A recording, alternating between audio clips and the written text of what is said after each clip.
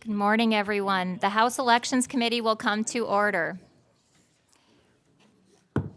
Would the clerk please take the attendance? Chair Cerniglia. Here. Representatives Wagella. Here. Hope. Here. Colazar. Here. Burns. Here. Churches. Present. Smith. Present. Du Bois. Here. Madam Chair, you have a quorum.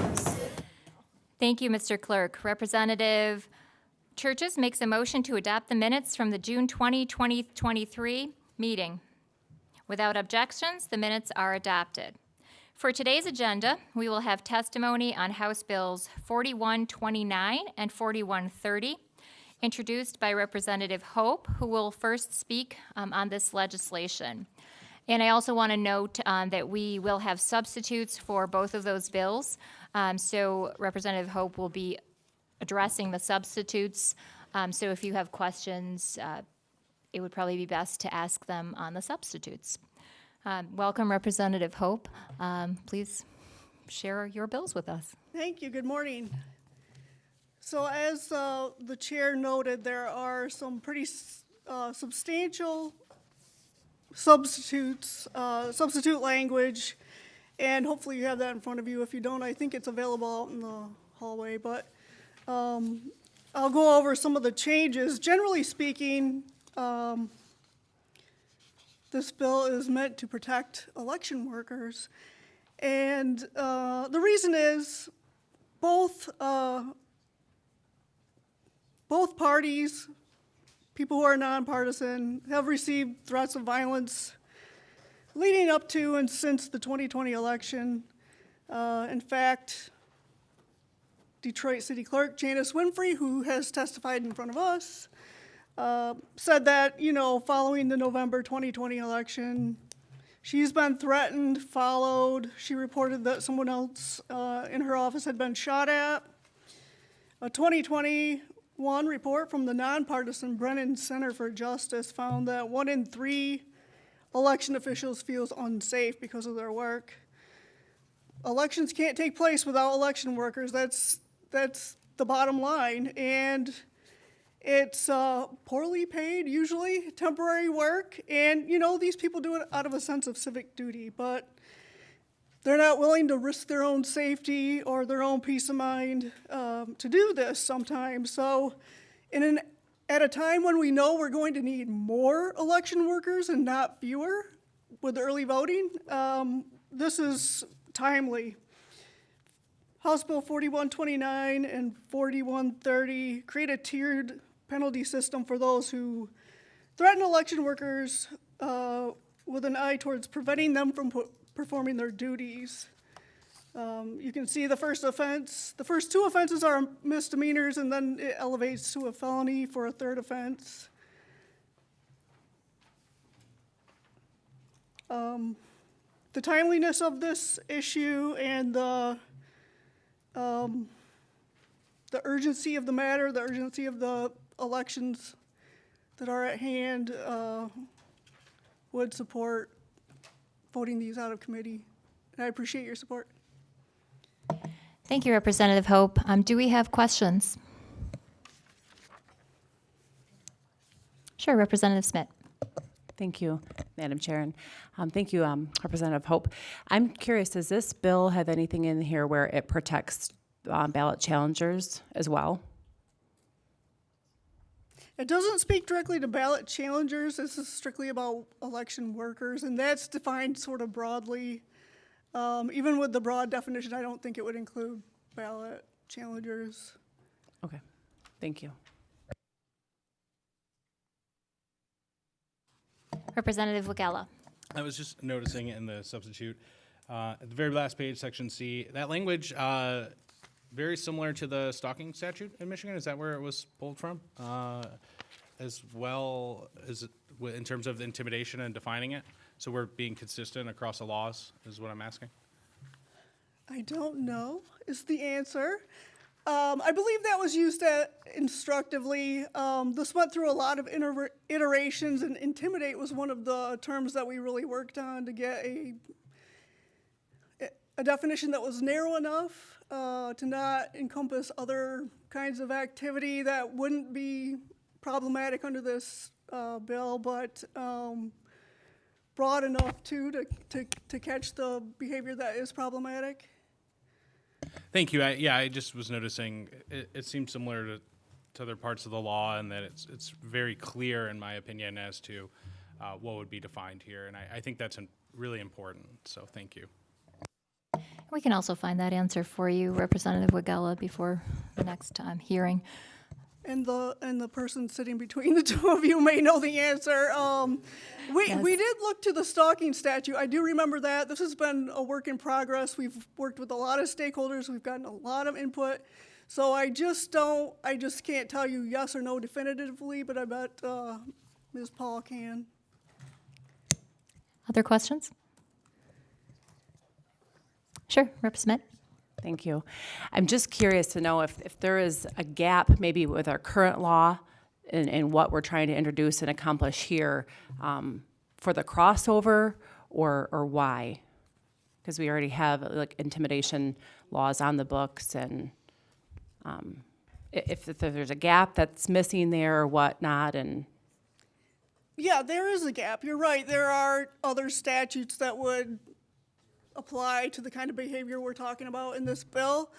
The reasons to introduce this are kind of twofold. One is to deter harassing activity in a polling place or harassing activity directed towards clerks or their staff.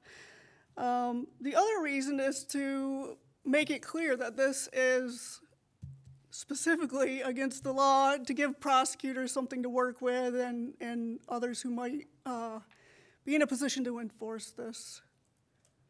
okay, thank you.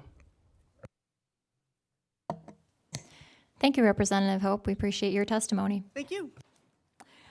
We will now be hearing from, let's see, we have Mary Clark from the Michigan Association of Municipal Clerks, and also Chris Swope, if you could join us. And we'll also be hearing from Secretary of State Benson when she joins us on Zoom in just a bit. Thank you for joining us, Clerk Good Swope morning. and Clark. Good morning, and thank you for having us here today. We do support this legislation. We do believe it's important.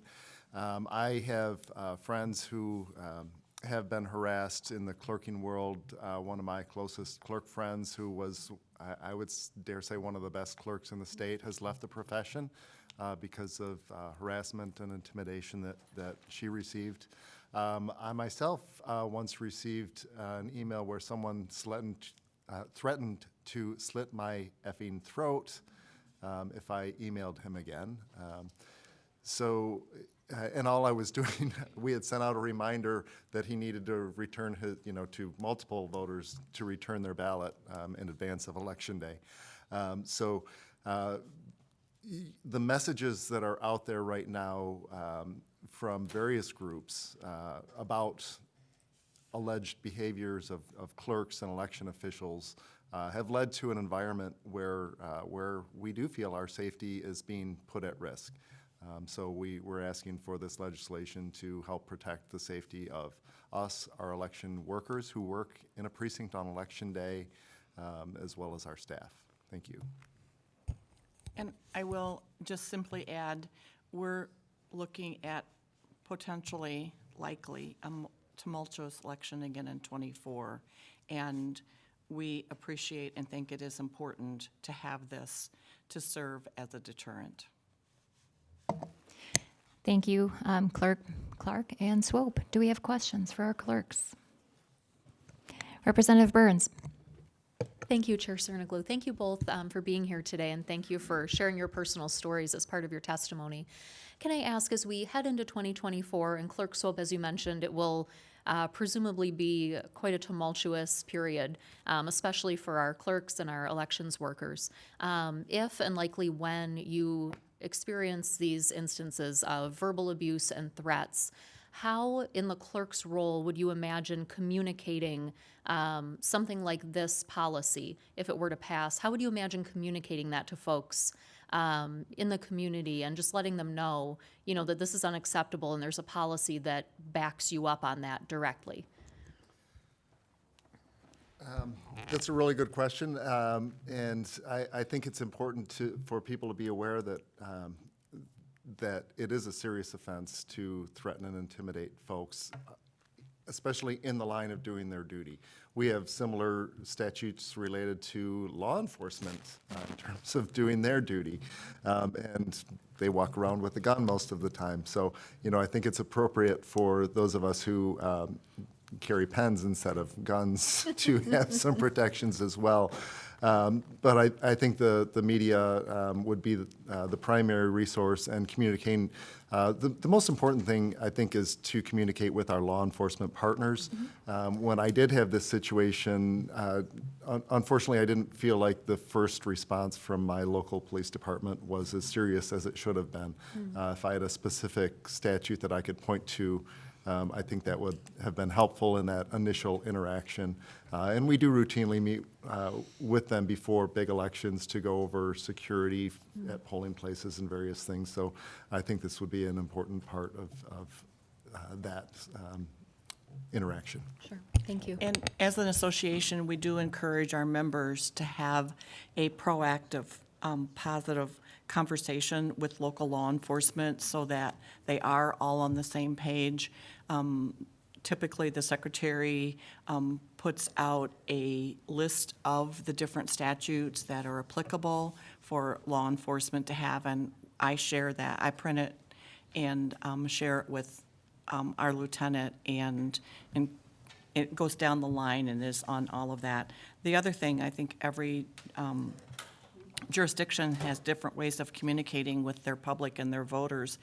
Delta Township sends an e-newsletter. We have over 12,000 households that it goes to every month.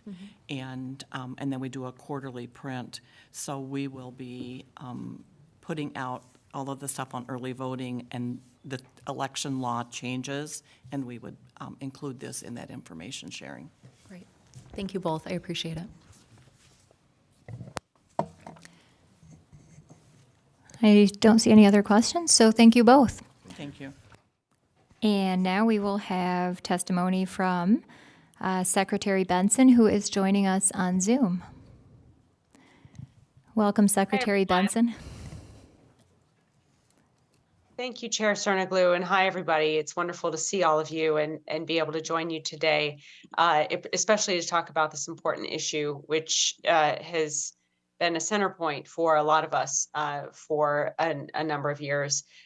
Both House Bill 4129 and House Bill 4130 seek to protect the people who protect our democracy, the people who, like Mary Clark and so many others, administer and stand guard over our elections. I want to thank Representative Hope for safeguarding our democracy through this legislation and her work throughout the years, and all the sponsors of this legislation. As you all know, the last 3 statewide elections have brought substantial challenges to our system and also great opportunities. In 2018, as you know, Michigan voters approved a ballot proposal significantly expanding absentee voting in our state and also establishing automatic voter registration, election day registration. And then in 2020, there was both a great influx of pro-democracy changes in our state, leading to the highest turnout election in our state's history. But our state was also the target of lies, false information about the security and accuracy of our elections that you all in Lansing and in your districts have heard and know too well. We see people being fed misinformation about our elections process simply because they don't like how the people of Michigan have voted in a particular election. And that erodes and seeks to erode the public's confidence in what was actually the most secure, accessible, and transparent election in our state's history. And since then, we have seen consistently both our clerks administering high turnout elections and Michigan citizens continuing to participate in record numbers on both sides of the aisle and continuing to vote to expand our rights under the state constitution. And we know in 2024, we're going to see both even more changes, opportunities, and challenges, because 2024 will be the first set of statewide elections where, because citizens voted for it, we will have at least 9 days of early voting in every jurisdiction in this state. We will have expanded access to drop boxes, secure receptacles for citizens to return their ballots or request ballots. and also the opportunity for citizens to permanently request to receive their ballot before an election so that they can vote either in person early or through a drop box or through the mail. So as all of these changes have hit our state, alongside the influx of lies and misinformation, which in my view is the lies and the misinformation are the greatest threat to election security today, we've seen Michigan clerks be on the front lines of all this. They have stood guard over our democracy. They have worked to educate voters throughout our state and in their districts and their jurisdictions about these changes. They have answered questions, even questions that have been duplicitous and fed through misinformation, always ensuring that our North Star of protecting every voter and every vote is real for everyone in this state.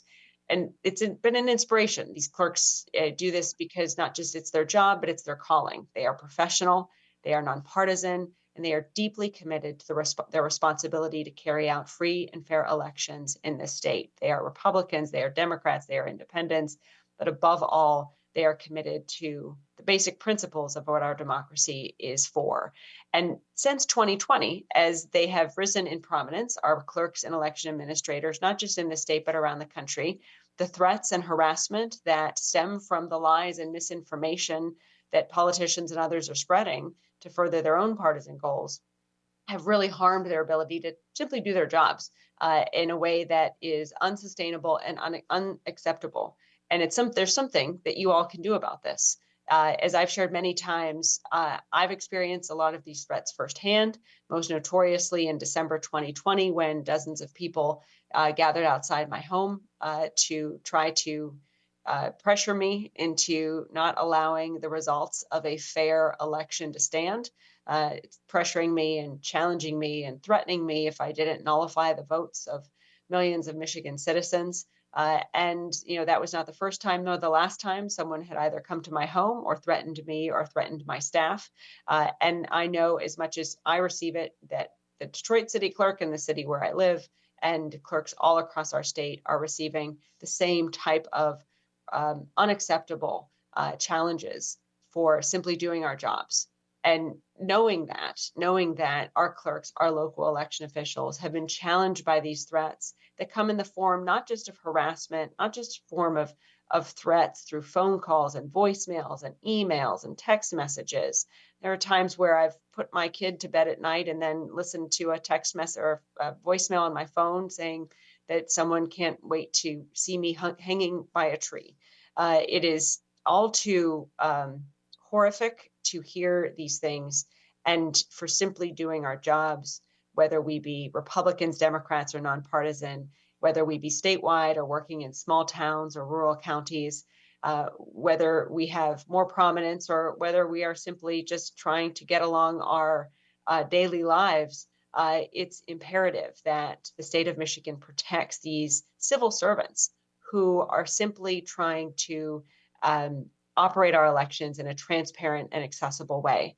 Our election officials, all 1,500 local clerks and the 83 county clerks who serve, are neighbors. They're our community members, and they are civil servants who drive themselves to public meetings, who go back and forth from their offices to their homes, often dropping off and picking up children from school and stopping for groceries along the way every while, every minute, particularly in a contentious presidential election cycle, have to go about these daily activities that many of us take for granted while under threats or duress or looking over their shoulder or wondering if someone's going to show up and start spouting lies and untruths, armed or perhaps worse. And so knowing that these are the pressures that these election officials, who we all have a responsibility to protect, just as they protect the votes of every citizen in this state, there's more we can do to ensure that going into this 2024 election cycle, we're prepared and we have their backs. Just to emphasize that this is really a challenge in Michigan, but also in many other states. Last October, the FBI reported that Michigan was one of 7 states that experienced unusually high number of threats to election workers. Unsurprisingly, the other states were States like Arizona, Nevada, Wisconsin, Pennsylvania, Georgia, states where the 2020 presidential election results were similarly subject to a multifaceted, coordinated misinformation campaign that we also experienced here in our state. That misinformation has led to real-world consequences that I've talked about, including death threats against local election officials in our state, and have led a lot of election officials, including 1 in 3, to leave their jobs and leave their positions. In Michigan, we've seen more than anything our clerks step up in the face of these challenges, in the face of these increased threats that they and others have experienced, and say, we're still going to do our jobs and we're going to do it with pride. And that's why it's so important for us to do the same, to match that dogged determination that our clerks have demonstrated over the years and have their backs. And this legislation helps us all do that. These bills before the committee today will ensure real accountability for anyone who harasses an election clerk to the point where that clerk feels that their safety is threatened. And these bills send a message to anyone who would attack or threaten the guardians of our democracy here in Michigan that they will not succeed, that they will not succeed either in deterring us from doing our jobs, and they will see consequences for trying to interfere with that work. The last thing I'll just say is, in my time in office since 2019, it's been a great honor to work side by side with clerks all across our state.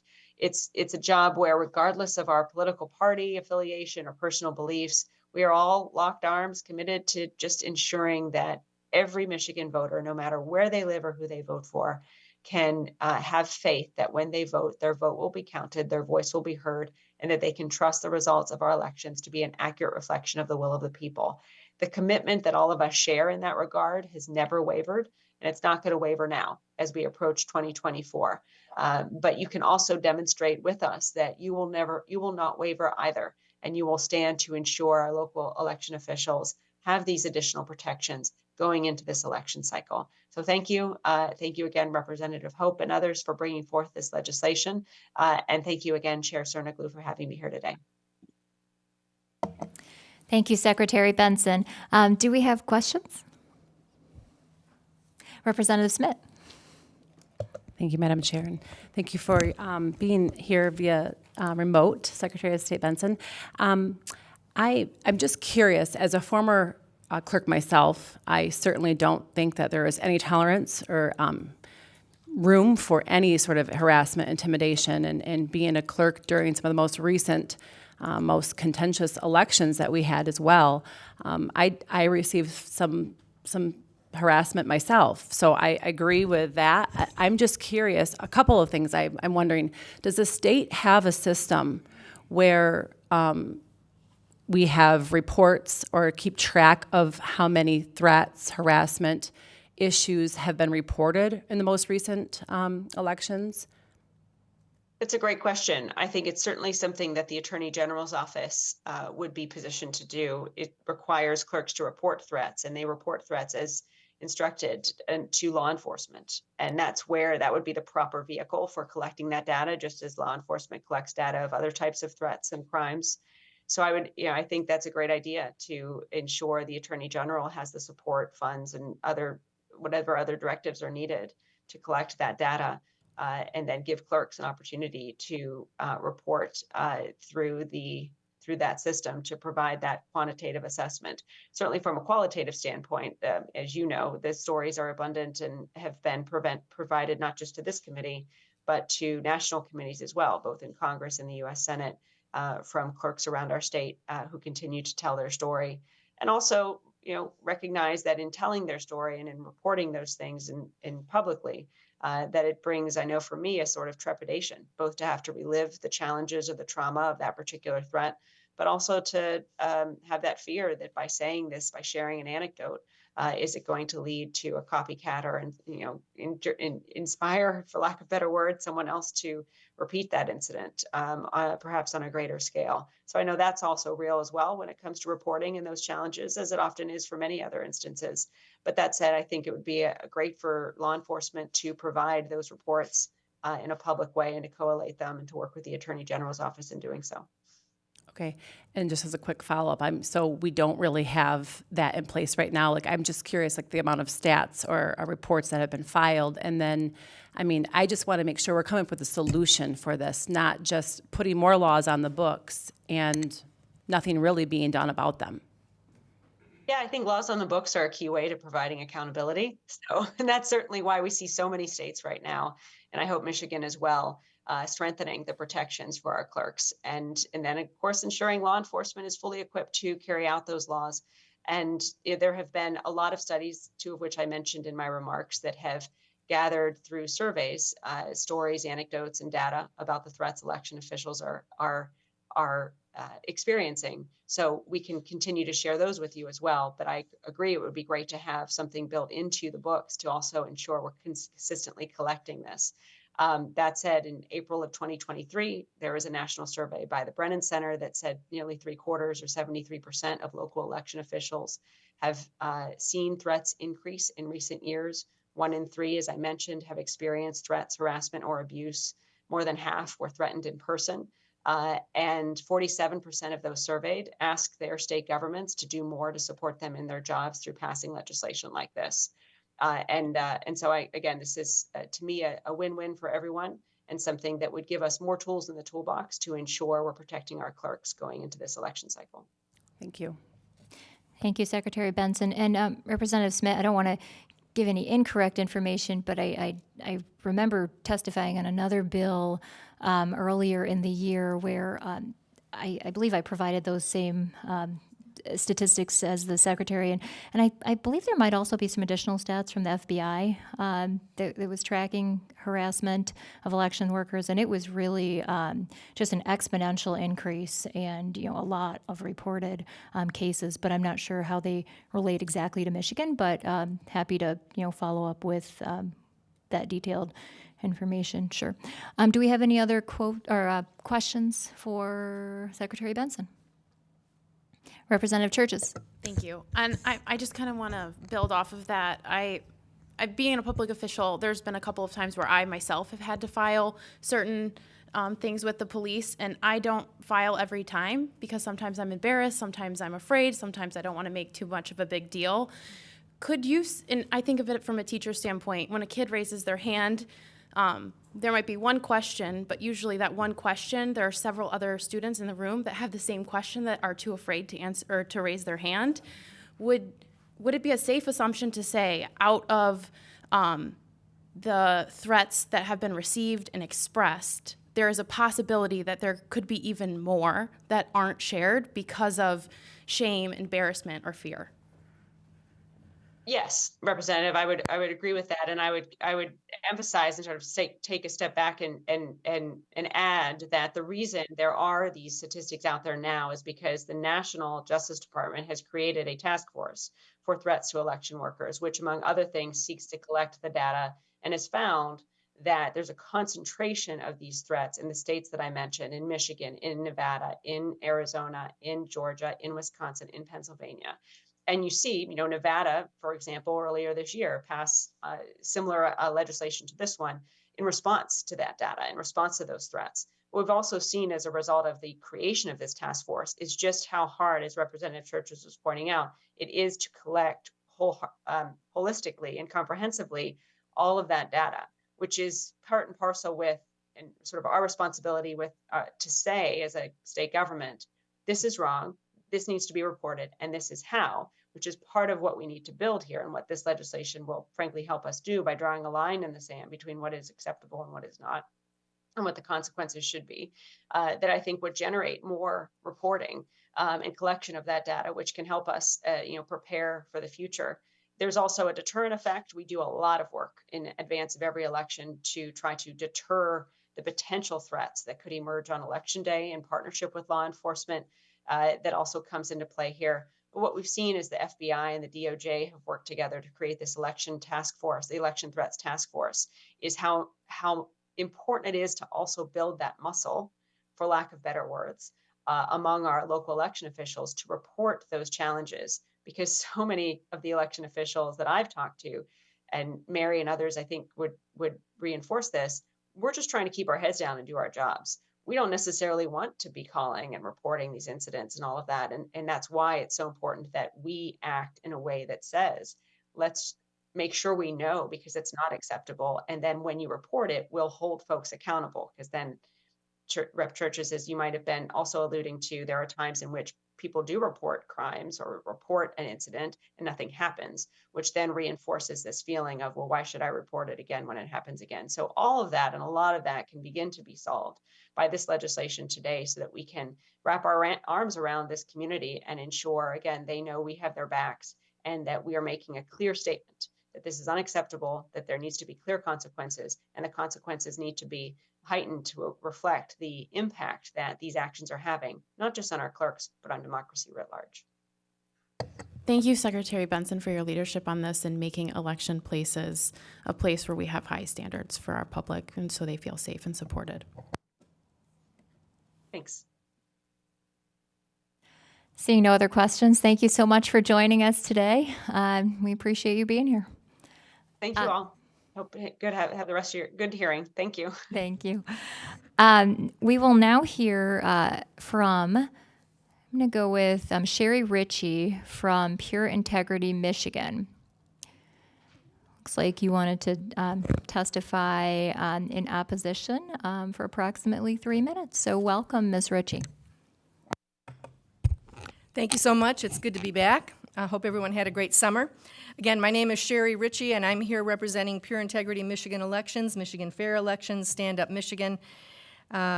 Please bear with me today. I do not have a hard copy of the statements. We had some printer problems this morning, so I have to read from my phone and my extra eyeballs here.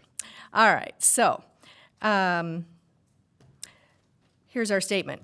Michigan absolutely cannot start making people felons if someone else says that their feelings were hurt. This is exactly what HB 4129 would allow.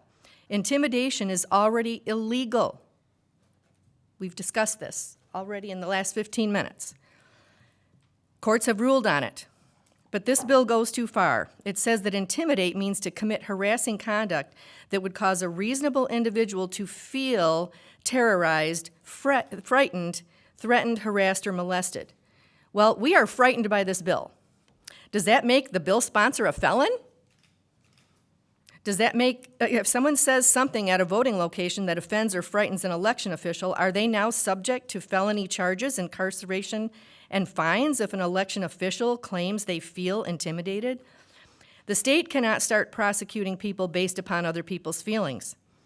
Besides violating the First Amendment of our Constitution, this sort of legislation can open doors for groups of people to be attacked for their beliefs. Poll watchers and challengers come to mind. Michigan already has laws preventing intimidation and assault and legal methods in place to handle difficult individuals at polling locations or anywhere else for that matter. House Bill 4129 needs to be struck down entirely. If not, we have to question if this bill's actual intent is to discourage honest, hardworking citizens from exercising their duty to oversee fair elections. And on House Bill 4130, all the same reasons apply. And I would add that I believe I heard solutions here today mentioned. Increasing law enforcement protection and overseeing in polling locations, clerk's offices, wherever they're needed. Let's just up the support from the law enforcement for laws that we already have in place. Thank you.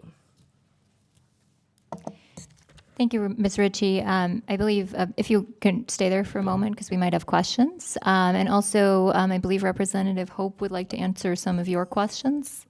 Yes. First of all, the definition of intimidate you're working from is no longer in the substitute, so I invite you to check out the substitute. And when was the substitute bill made available to the public? I don't have any idea. The other thing I would say is, as far as constitutionally protected activity, that is addressed in the bill, and the fact of the matter is no constitutional right is absolute. I'm sorry? I said no constitutional right is absolute. So when you go to a polling place now, you're not allowed to wear a T-shirt with your favorite candidate's name on it. So that's a slight infringement on your First Amendment right. So this would be in the same vein, protecting that sacred space, protecting the sacred activity of voting. And we have law enforcement to help with that for existing laws. Ms. Ritchie, thank you.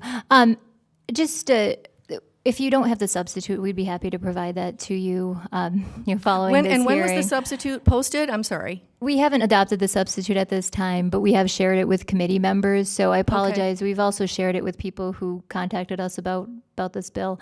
But we will share it with you. And when was that? When did that occur?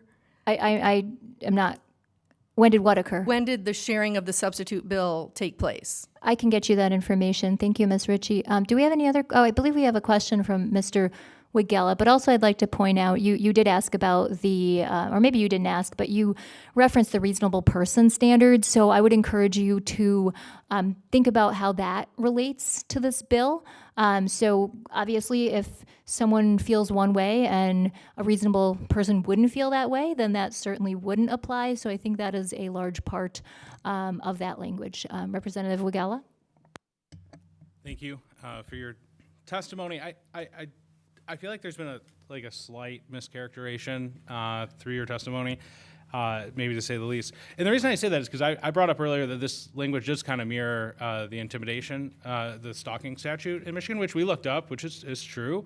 But I think this bill also points out something that you forgot to mention, was that it has language that says, with this specific intent of interfering with the performance of an election official's election-related duties, which to me is what makes this bill so important and necessary, is because it is aimed at protecting our democracy, not necessarily just preventing of stalking, et cetera.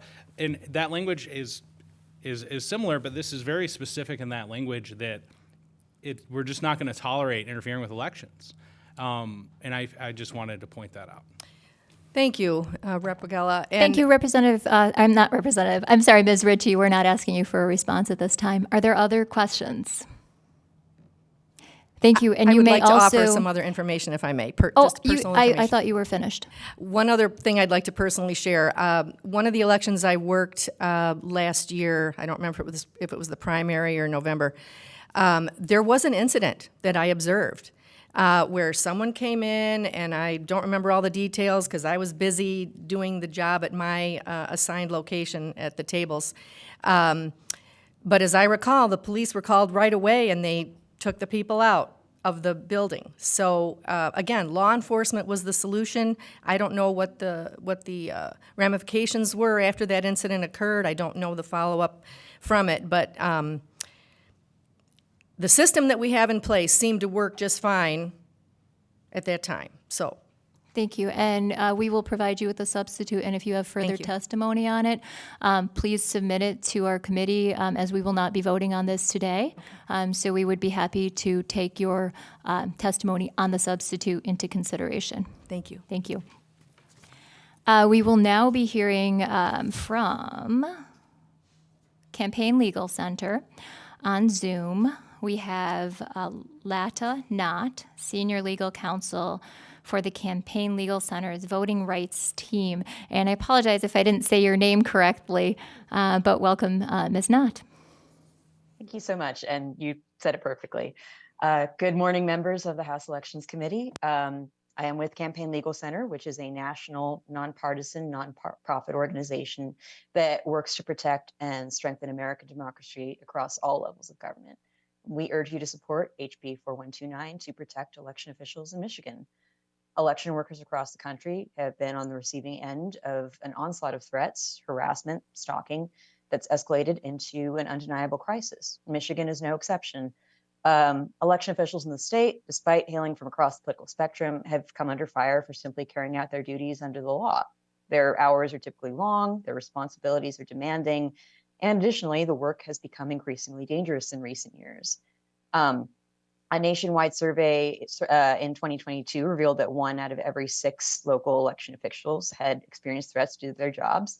An independent investigation from Reuters exposed over 100 threats of death or violence against more than 40 election workers and their relatives in just 8 of the 2020 battleground states, of which Michigan was one. And later, Reuters chronicled over 850 threatening or hostile messages against officials and their staff across 16 different states. So this has been a national trend, and the personal experiences of a variety of Michigan election workers have borne out these statistics on a local level. One example is Canton Township Clerk Michael Sechrist, to keep himself and his staff safe from threats they received in the days following the 2020 election. He had a full security evaluation done of their office by federal agencies and eventually took steps to install bulletproof glass and relocate trash cans where bombs could potentially be placed. Another who's been referenced in this hearing already is Janice Winfrey, former Detroit City Clerk. Threats to Winfrey piled up after she testified before the Board of State Canvassers in the aftermath of the election, culminating in a verifiable death threat that resulted in the Detroit Police Department ordering a special patrol to her neighborhood. And threats like these didn't just impact Winfrey herself. They led 5 members of her senior staff to go on leave and 1 to retire, and made Winfrey fearful enough to purchase a firearm for the first time in her life and obtain a concealed carry permit.